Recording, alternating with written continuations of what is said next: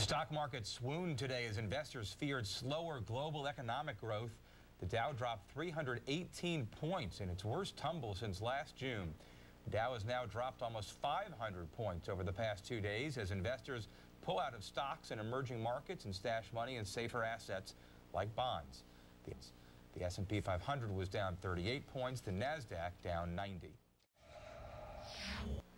Welcome to Options Action. You're watching breaking news coverage of the massive sell-off on Wall Street today, and that is, take a look at that, a chart of fear exploding on the street as fear of emerging market contagion spooked investors and sent the VIX, the fear gauge, up more than 30% today. The Dow down more than 300 points, having its worst week in more than 2 years. The S&P 500 over 2% to the downside, closed below 1,800. The Nasdaq also sharply lower. So tonight the question is simple. What do you do now if you own stocks, and how severe could this pullback be? Let's get in the money right now and find out.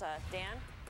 How What you do you feeling? do? What do you do? I mean, listen, you don't panic right here. You know, at the end of the day, we're down 3%. We just made a new all-time high last week, okay? The data in the U.S. has been okay. The Fed had basically signaled as soon as as recently as last month, and we got the Hills and Rath thing just the other day, that they may continue to taper more. So where is it coming from? It's coming from overseas. We talked about this a lot. We've seen a ton of put buying over the last month or so in EEM puts. It was very cheap a month ago, not so cheap now. This is where a lot of the headwinds are coming from. And you just mentioned the VIX. We've seen open interest in the VIX explode in the last few weeks or so. So there's some people out there who've been looking for protection, but I think they're doing it so they don't have to panic on individual names, especially in the U.S. where the data is better. This is the biggest weekly jump in the VIX in 2 weeks, but yet the level itself on the VIX is not very high compared to past highs. So what does that tell us? I think that's a great point, because if you look at the VIX at 18, it's no longer cheap, but historically it's probably fairly valued right now. What's that mean? If you have to buy protection, and that's really what the VIX measures, is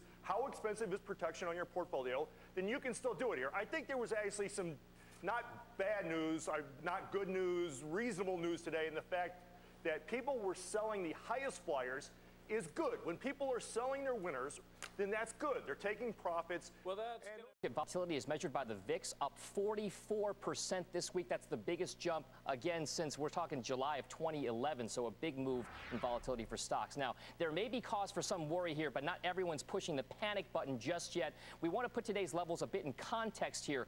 The record high for the S&P 500 is 1851. We hit that back on January 15th. Now, that means we're about 3.5% below that record high.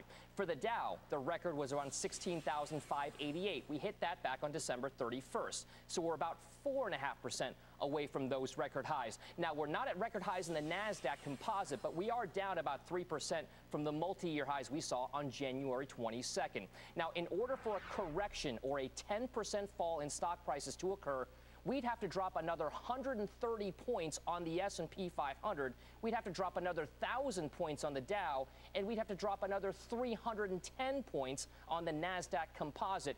And no one's talking about bear markets just yet. Remember, that's a 20% drop. So just to put things in a bit in perspective, yes, a bad 2-day drop, but we're still not near that correction phase, Kelly, as of yet. Back over to you.